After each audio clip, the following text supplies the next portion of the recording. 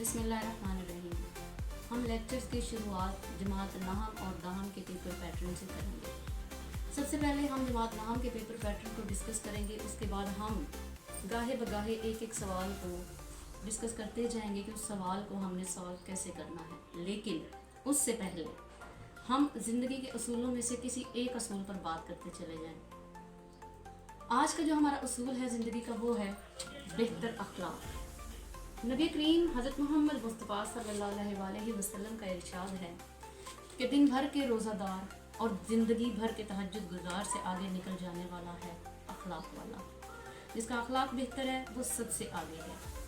अब मार्केट में तो ये सौदा मिलता नहीं, इसलिए इसके लिए सबसे बेहतर चीज़ बताती जाऊँ कि अगर अखलाक को काबू में करना है तो ज़बान को काबू में करें। आपकी ज़बान काबू में है तो समझे कि आपके अखलाक काबू में आते हैं। चलिए बात करते हैं जमात नहम के पेपर पैटर्न पर। प्यारे बच्चों, जमात नहम के पेपर जो उर्दू का पेपर है इसमें कुल सवाल 9 होते हैं, जिनमें से पहला सवाल जो होता है वो कसीरुल इंतखाबी सवालात का होता है और ये कुल 15 नंबर का सवालात होते हैं। नंबर 2 पर जो क्वेश्चन होता है वो होता है अशार की तशरीहात। अशार की तशरीहात में 2 तरह की तशरीहात शामिल हैं, जिनमें से एक हिस्सा नज़्म है और दूसरी हिस्सा गज़ल है। हिस्सा नज़्म में 4 अशार होते हैं और इनमें से 3 करना होते हैं। हिस्सा गज़ल में 3 अशार होते हैं और इनमें से 2 करना होते हैं। कुल मिलाकर ये 5 अशार की तशरीहात आपने करनी है और ये होते हैं 10 नंबर के। नंबर 3 पर जो सवाल होता है वो प्यारे बच्चों होता है इक्तबासात की तशरीहात।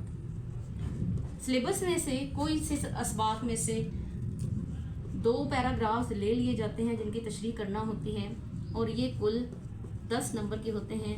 2 होते हैं और दोनों ही करना ज़रूरी होते हैं। दोनों में से एक 5 नंबर का है और कुल मिलाकर के 10 नंबर के हैं। नंबर 4 पर जो सवाल होगा वो होगा मुख्तसर जवाबात का। अब ये सवालात टोटल होते हैं आपके पास 8, जिनमें से करना होते हैं 5। एक सवाल के 2 नंबर हैं और ये कुल मिलाकर 10 नंबर का सवाल बनता है। ये सवालात कहाँ से लिए जाते हैं? शोरा मुसन्निफ की ज़िंदगी में से लिए जा सकते हैं, सिलेबस के अंदर असबाक में से लिए जा सकते हैं या फिर मशक में से लिए जा सकते हैं। इस्लाहात भी पूछी जा सकती हैं। नंबर 5 पर जो सवाल होगा वो है खुलासा जात। कोई से 2 असबाक के खुलासा पूछे जाते हैं, जिनमें से आपने एक खुलासा करना होता है और इसके नंबर होते हैं 5। नंबर 6 पर जो सवाल है वो है किसी भी नज़्म का मरकज़ी ख़याल या फिर खुलासा। इन दोनों में से एक चीज़ करना होती है और शायर का नाम भी ज़रूरी है। नज़्म का मरकज़ी ख़याल या खुलासा 5 नंबर का आपने हल करना होता है। नंबर 7 पर जो सवाल दिया जाता है वो सवाल है ख़त या दरख्वास्त का। ख़त या दरख्वास्त ये 10 नंबर का सवाल है। दोनों में से एक चीज़ करना होती है और 10 नंबर क्या है। नंबर 8 पर जो सवाल दिया जाता है वो है कहानी या फिर मुकालमा। दोनों में से एक चीज़ करना ज़रूरी है और ये 5 नंबर का है। नंबर 9 पर और ये आखिरी सवाल है, इसमें आपने करना क्या होता है कि जुमलों की तकमील है या फिर जुमलों की दुरुस्ती है। ज़रबुल अमसाल में से, मुहावरात में से ये लिया जा सकता है।